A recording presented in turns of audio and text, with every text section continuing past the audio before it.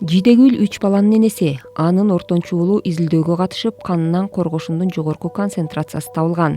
Атайынтоо бүйүн текшергенде эшик терезесинин боекторунан жана идиш аяктарынан дагы чыккан. Шок болдук. Бул да чыгат деп ойлогон эмеспиз. Кандай эмелерди колдонсок болот, колдонбосок болот, ошолордун баарын билип алдык. Коргошунга ууланган организмдин белгилери ар кандай болушу ыктымал.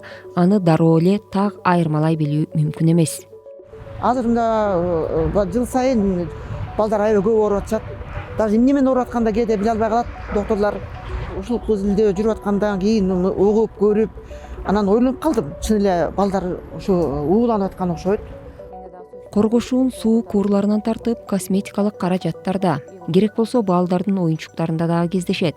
Айрыкча Кыргызстанда анын жайылышына өбөлгө түзгөн бул сапатсыз күйүүчү жана майлоочу майлар. Канынан коргошундун концентрациясы табылган балдардын жашаган жерин текшерүүгө алганда дээрлик баарынын үй тиричилик буюмдарынан аныкталган. Атүгүл айрым бала бакчалардын дубалдарды кооздогон боекторунан дагы чыккан.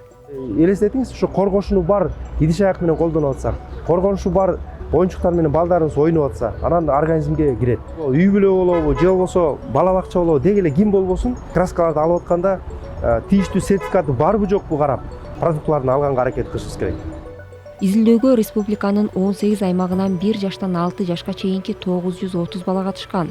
Алардын 48%-нан, башкача айтканда, ар бир экинчи баланын канынан коргошун табылган. Коргошундун кандагы концентратын текшерүү айрым мамлекеттерде негизги анализдердин тобуна кирген. Кыргызстанда болсо азырынча аны аныктай турган лаборатория дагы жок. Анализдер Орусияга жиберилип, ошол жактан чыгып келет.